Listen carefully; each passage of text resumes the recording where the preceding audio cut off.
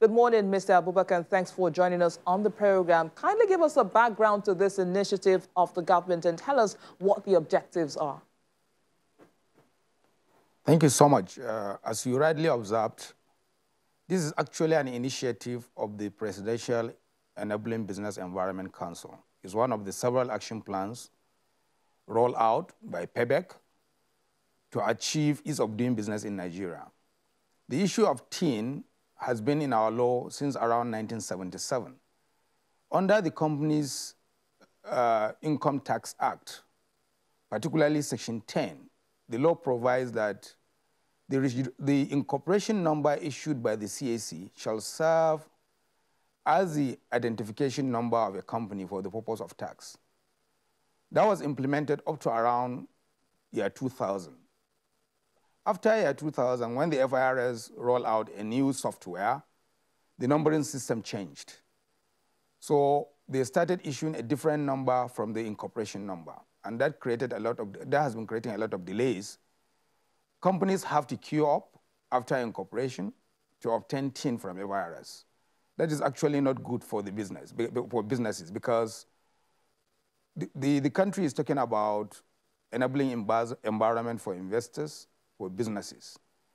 And we are measured by the number of processes a business has to undergo before it actually carries business or in the course of carrying on business.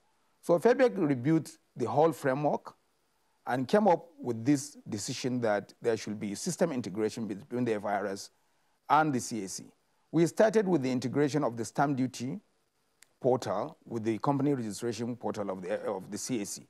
With that system, at the point of incorporation, companies no longer have to go to FIRS to pay stamp duty separately.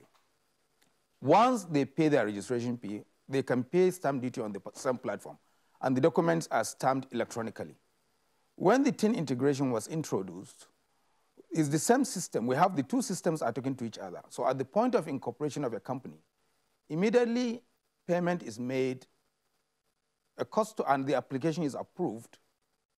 At the point of generation of the certificate, the CAC system will now talk to the FIRS portal, and a TIN number is generated and is affixed on the certificate of registration. This has dispensed with the need for customers to go to FIRS after incorporation to now obtain another registration number. And if not for the fact that the Finance Act actually changed the provision that says the incorporation number shall serve as a TIN number, it wouldn't even have been necessary to have a separate TIN number. The Finance Act now provides in Section 3 that a company shall have a tax identification number. It didn't say that the incorporation number shall be the tax identification number of the company. So what we have done is to actually ease the burden for our people, at the same time achieve all the reforms under the Ease of Doing Business initiative. So with this new reform, which is under the National Action Plan number 5, Nigeria will gain so many places in the next round of review in the World Bank Ease of Doing Business. But the ultimate objective actually is to make life easier for our people. They don't have to go and queue up in FIRS.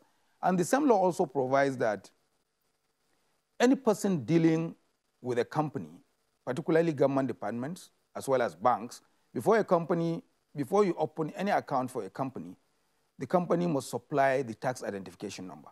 So if a bank has a copy of the certificate, that is sufficient.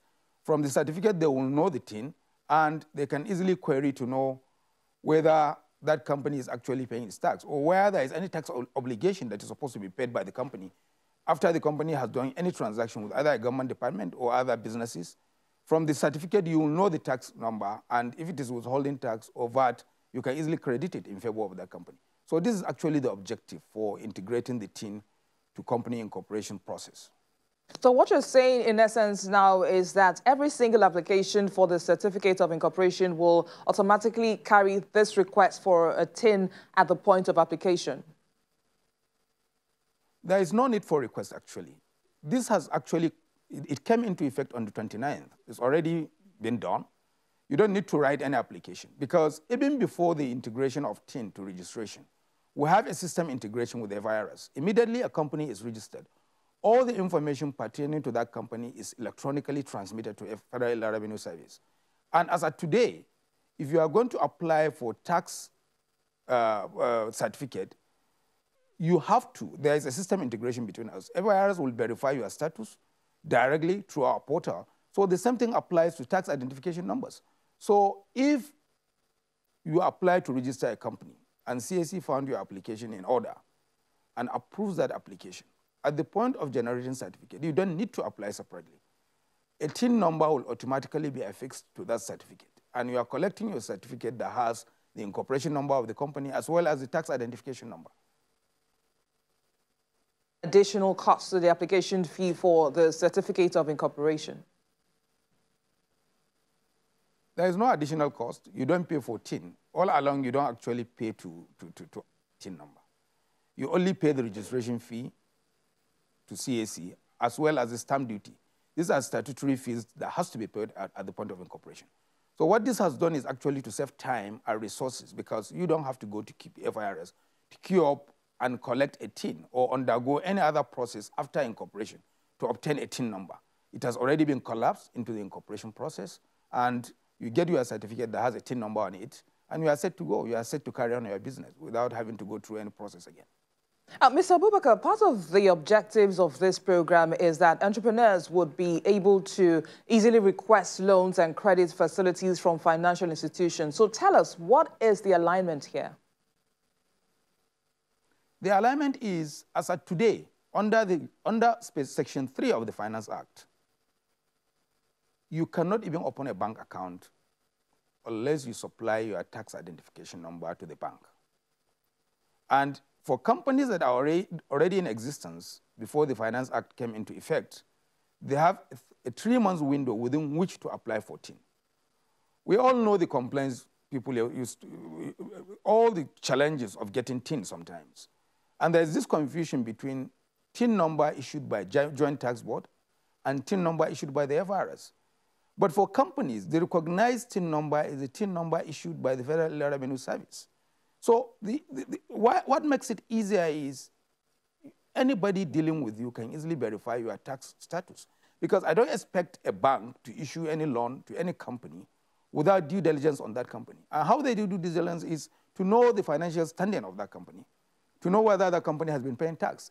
If a company in its financial statements makes a return that shows that it has a turnover of 2-3 billion naira, you can easily verify whether that statement is correct by confirming whether the company has paid tax commensurate to the turnover declared in the financial statement. And once you have the TIN number, it's very easy for you to check and confirm the veracity of all these claims by this company. So it has made life very easy for everybody, including the companies themselves, and to regulators as well.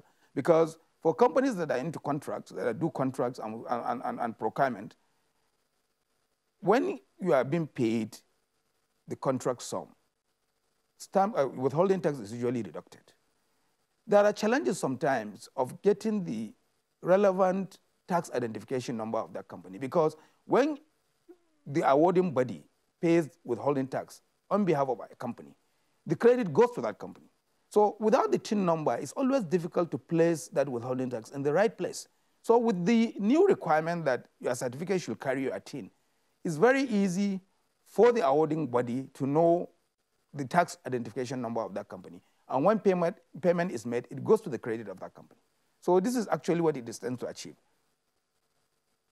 Now, I'm sure that many would like to know, because it would actually take typically 2 weeks after application to be in receipt of certificates of incorporation. But with this new function now, what is likely to change in the time to market delivery timeline? Well, for us in CAC, if not for the COVID pandemic that restricts us, that restricts the number of personnel that can come to the office, we are delivering certificate within 24 hours, in line with the ease of doing business initiative. But with COVID, government has issued guidelines that only level 14 officers and above should be at work. So we have limited number of staff, and mind you, we receive nothing less than 2,000 to 3,000 requests for name search and reservation in a day. We process close to 1,000 applications for incorporation in a day. So we are trying to meet up despite all the challenges. What we are trying to do is we are giving access to our staff to be able to work from anywhere to approve these applications. But this will require giving laptops and other devices to this staff to be able to work from home. So we're working on that so that we'll be able to render services at the same pace we're doing before the pandemic sets in. Initiative now enable the CAC return to the issuance of the company's electronic certificates of incorporation? No, not yet. We are still issuing paper certificates. This is part of our action plan, actually. Before the end of the year, we'll start issuing electronic certificate and electronic certified copies of documents, so that once a customer initiates his application, he doesn't have to visit the CAC. From the comfort of his home or office, we'll send him his documents, and he will print it on any paper of his choice, and he's set to do his business. And we'll introduce a QR code that will allow anybody dealing with that person to verify whether that certificate is actually genuine, or that document, whether they're actually issued by the CAC. So this is still work in progress. As I have said, we intend to do that before the end of this year. All right, we would like to thank you, the CEO of the Corporate Affairs Commission, Mr. Garba Abubakar, for speaking with us on the program. Thank you for having me.